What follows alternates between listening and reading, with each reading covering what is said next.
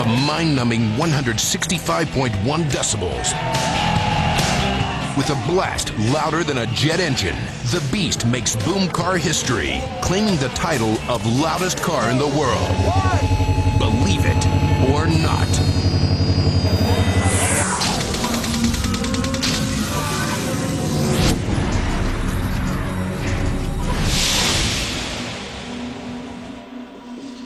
This is a trephine, an archaic medical tool used by doctors to drill a hole in the head of a patient.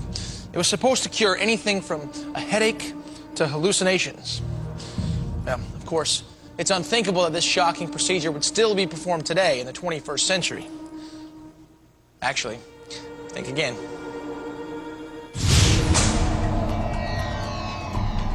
"47-year-old Betty Lyons of Layton, Utah, is moments away from willingly undergoing an ordeal that is truly unbelievable. She's come thousands of miles to this clinic in Mexico to have surgery so dangerous it's banned in the U.S. Betty is about to have a hole drilled into her head. And believe it or not, she'll be awake for every agonizing moment. Since she was 21 years old, Betty suffered from chronic fatigue syndrome and deep depression. Despite trying traditional treatments, nothing her doctors prescribed seemed to help Betty's condition. As a last desperate resort, Betty turned to a controversial and rarely performed procedure called trepanation. Modern trepanations are based on an ancient practice of removing a piece of bone from the skull. Evidence of these crude brain surgeries done thousands of years ago have been found all over the world. The people practicing it really knew something about how far they could go through and how not to penetrate the brain. As documented in this rare footage from Africa, those who perform trepanations believe that allowing more blood flow to the brain can cure everything from spirit possession to mental depression. Even with medically sanctioned procedures, drilling a hole in your head carries significant hazards. The dangers are risking infection, uncontrolled bleeding from arteries, or scarring of the underlying brain itself if one advances into the brain tissue. While these crude brain surgeries were thought to be a thing of the past, recently clinics around the world have been offering the disturbing procedure as a mental health miracle cure. Betty Lyons' lifelong depression has brought her to this clinic in Monterrey, Mexico, where a surgeon who received his doctorate from a medical school in the United States will perform the risky operation. Despite the danger, Betty signs the release. She's come too far to stop now. Clinic's workers start by injecting her scalp with only a local anesthetic. Unbelievably, Betty will be wide awake during the entire procedure. Next, as the incision is made, the skin is retracted and held by forceps. Then the drilling begins. Betty can only listen and hope that the drill doesn't go too far. I could hear him doing something to the drill, and then he'd put it back in my head and it'd drill again. It felt like a dental drill. Doctors continue with the delicate procedure, stopping within mere millimeters of hitting her brain. Finally, Betty's scalp is stitched up. Except for a thin layer of skin, she's left with a hole, roughly the diameter of a dime, permanently drilled in her head. Amazingly, just moments after surgery, Betty talks casually about the experience that could have ended her life. I'd rather do that than go to the dentist. Oh, yeah. Back at home, as the hole in her head covers over with scar tissue, Betty Lyon claims she's had no ill effects from the drilling, and the experience has changed her life for the better. It's like a light came on in my life, and everything's happy, everything's positive, everything's full of joy. But despite Betty's sunny outlook, when it comes to literally drilling a hole in your head, the medical experts that Ripley's consulted about trepanation couldn't disagree more. There is no credible medical or scientific evidence that it is a better treatment than standard therapies. This surgery carries significant risk to the patient, to the person who undergoes it. We now have a saying, one needs that like a hole in your head. I mean, your viewers can judge for themselves how extreme this is.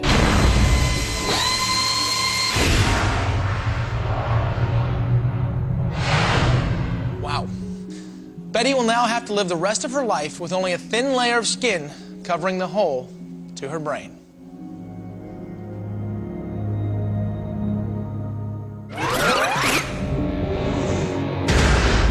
Still ahead, why this man insists on turning his face into an inferno.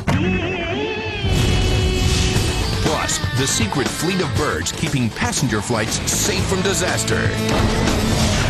And he's wiped out so badly, he was nearly paralyzed for life.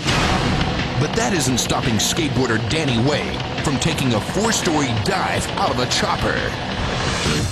If I don't do it, I'm gonna look like a chicken. His breathtaking attempt ahead on Ripley's. Unbelievable people doing unbelievable things.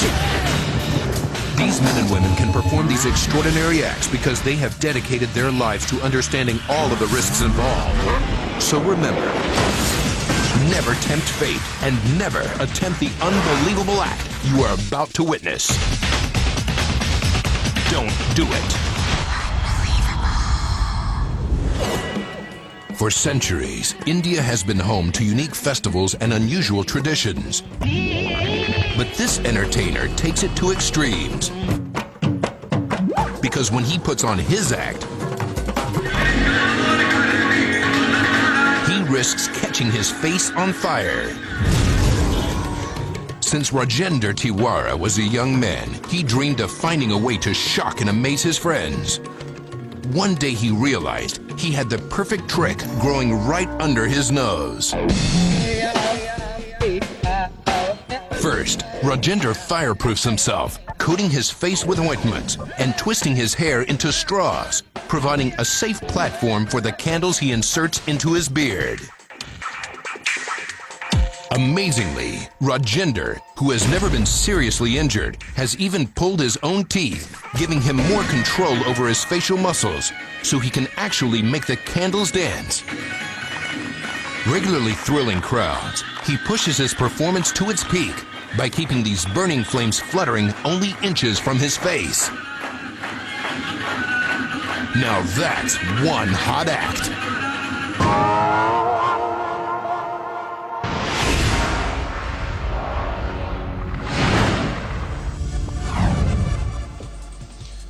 I'm standing inside the engine casing of a jumbo jet, almost 9 feet in diameter. And what's so unbelievable is that a single bird sucked into a turbine can cause engine failure and potential disaster.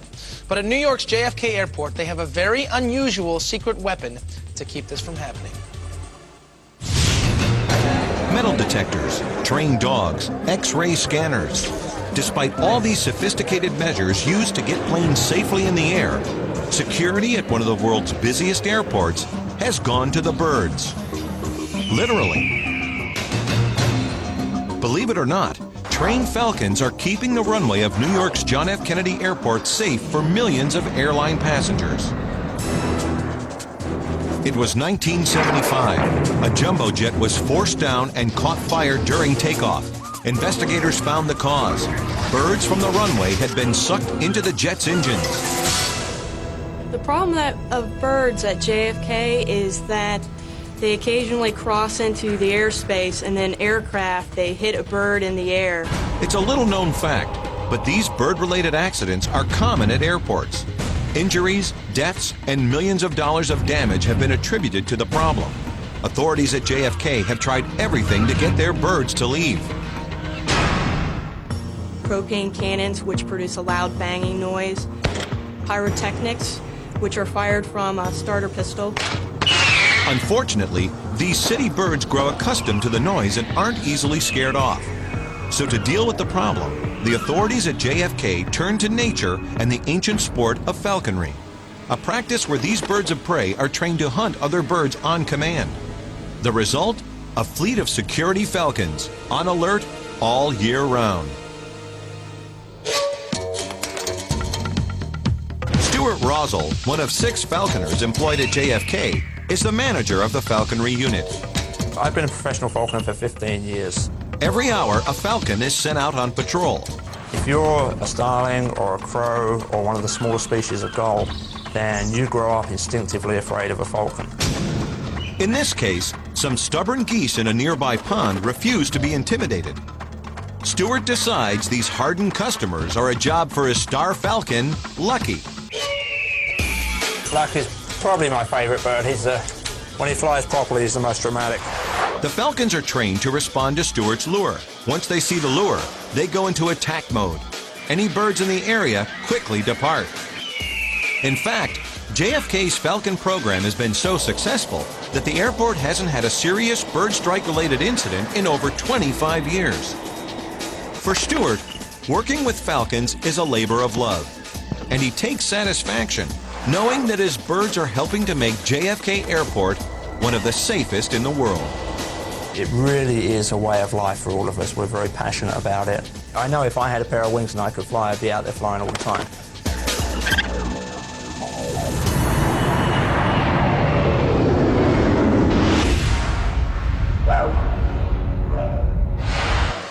Now, speaking of flying, Danny Way wanted to make a name for himself in the competitive world of skateboarding. When he decided to go for a big air record, he grabbed his board, his helmet, and a helicopter.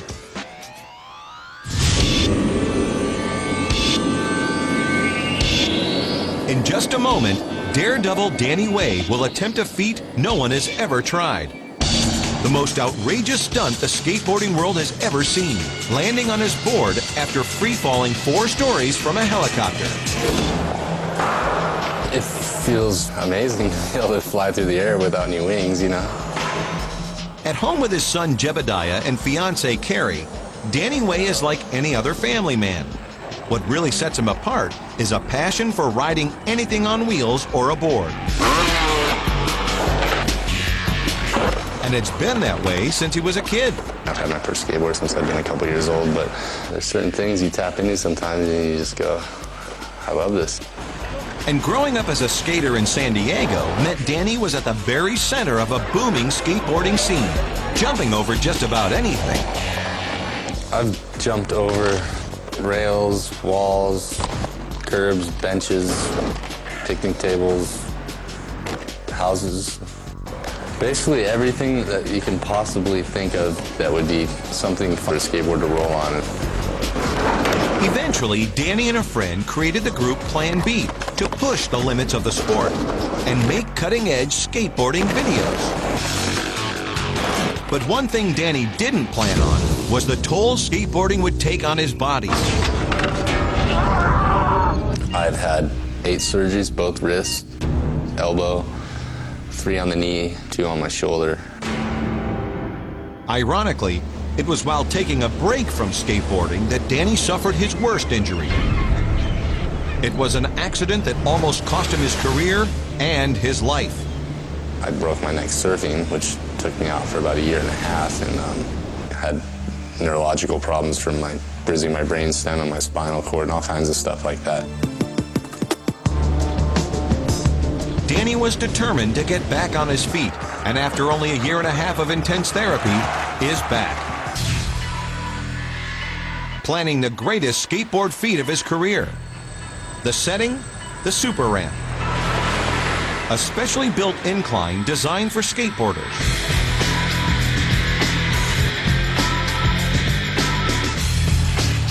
Unbelievably, after setting the world's big air record by launching himself 16 feet 6 inches off the lip of the 20-foot halfpipe, Danny still isn't finished.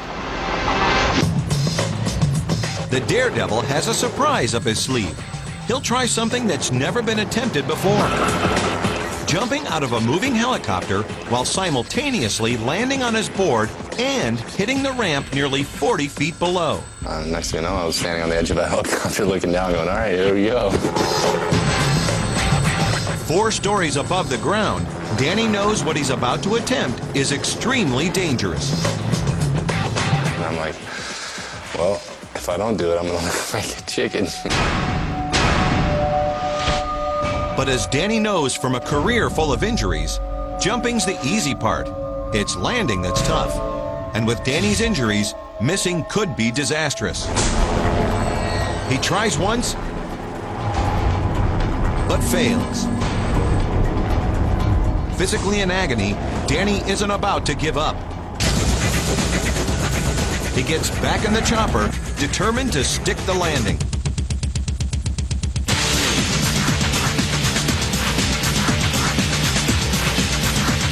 Amazingly, despite the pain, Danny becomes the first and only person to ever successfully jump out of a helicopter and land on a skateboard. I didn't really think that it was that big of a deal when I did it, and afterwards people made it such a big deal, and I sat back and I was like, actually that was kind of cool that we did that, you know?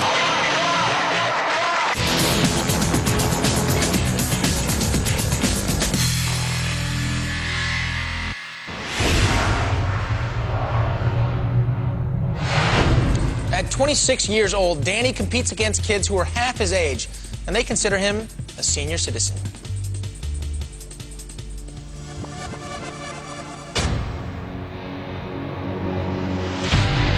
Next, the rock band getting a real head rush because they play suspended upside down. Amazing stories and unbelievable people. Ripley's Believe It or Not.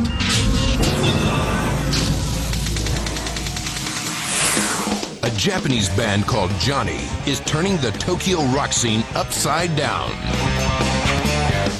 The five-piece rockabilly band plays their popular single Bang Bang Big Bang while suspended from metal frames by their ankles. The musicians need a lot of rehearsing to get the hang of this upside-down rocking. Although Johnny doesn't have the funds for a lot of advertising, their inverted antics have generated a die-hard fan base. Many newcomers hear about Johnny through word of mouth and come to the show just to see the dangling rockers. The bandmates, unfortunately, can only play 30 to 40 minutes before they start passing out. Believe it or not.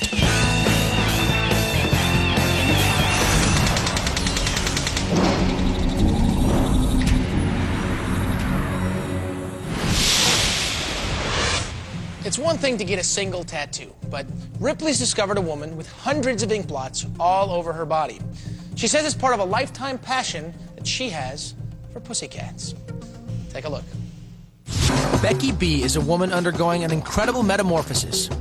For the last 2 years, this 22-year-old woman has been transforming herself into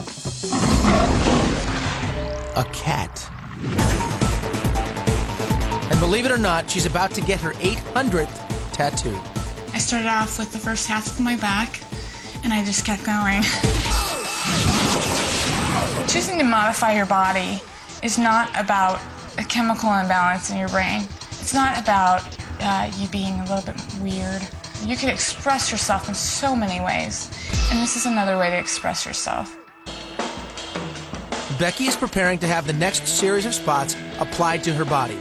And when it comes to creating her unique leopard look, Becky trusts only this man to do the work. Professional tattoo artist and close friend, JJ. I think with the way that Becky's tattoos are, they're very elegant on her. She keeps everything very feminine, very pretty, and very cat-like. But before any ink touches Becky's skin, today she and Jay have to carefully consider the natural lines of her body. With these new spots, Becky is one step closer to her total Catwoman transformation. She says it's worth it to endure the painful tattoo sessions because, in the end, they make her feel like a woman.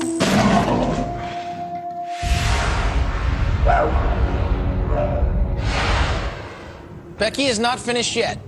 She estimates that it'll take approximately 1,500 more spots to complete her cat-like coat.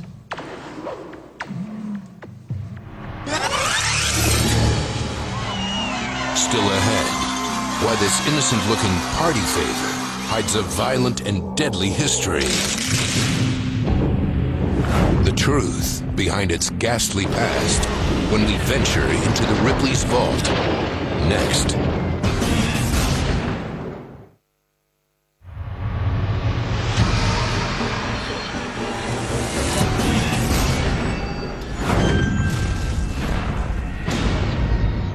For a lot of people, ringing in the new year means partying till the stroke of midnight, then sounding off and celebrating with the help of one of these little gizmos. But the inspiration behind these party favors was no fun at all. In fact, this overgrown noisemaker was used to sound a deadly warning. You see, this is a World War I mustard gas rattle. During battle, English soldiers would sound the alarm if German troops unleashed their deadly mustard gas. As soldiers didn't get their gas masks on in time, this sound was the last sound they would ever hear. Unbelievable? Believe it.